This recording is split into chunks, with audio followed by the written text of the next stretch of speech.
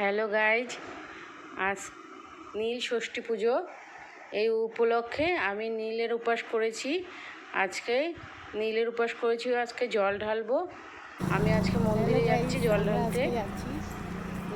শিবের উপোস করেছি, কাল জল ঢালতে যাচ্ছি।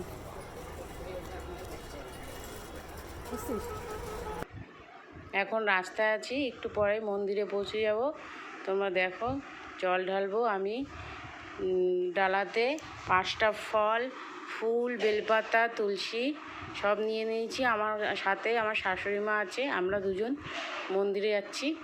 মন্দিরে যাই নীল পূজা করব।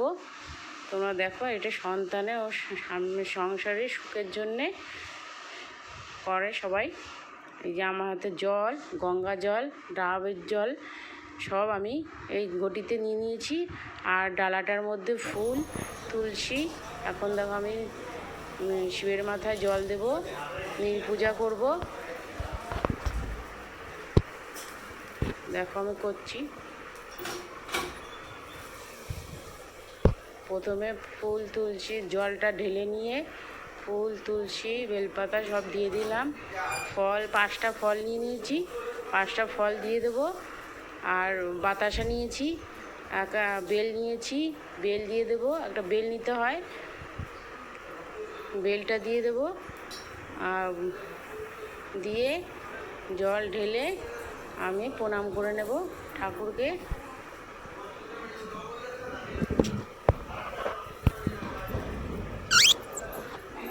প্রণাম করে নিয়ে আমি তারপর বাইরে আসবো। বাইরে এসে প্রদীপ আর মোমবাতি জ্বালিয়ে দেবো, ঠাকুরকে আরতি করব।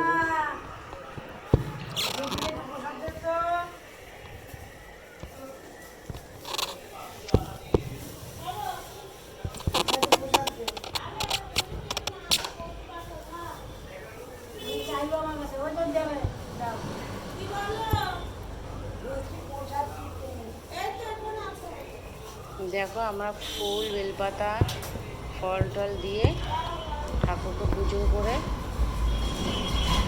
এখন আমি প্রণাম করে নেব। ভগবানের সুখ শান্তির কামনা করে সবাই উপোস করে।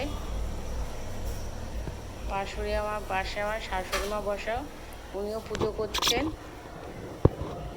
ফুল, বেলপাতা, বেল সব দিচ্ছেন।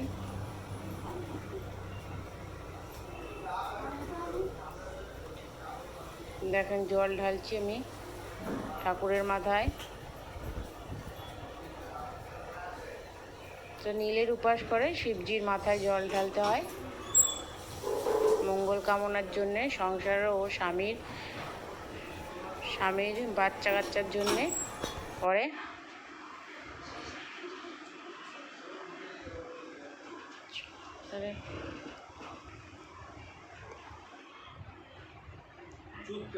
আমি এখন বাড়ি চলে এসেছি।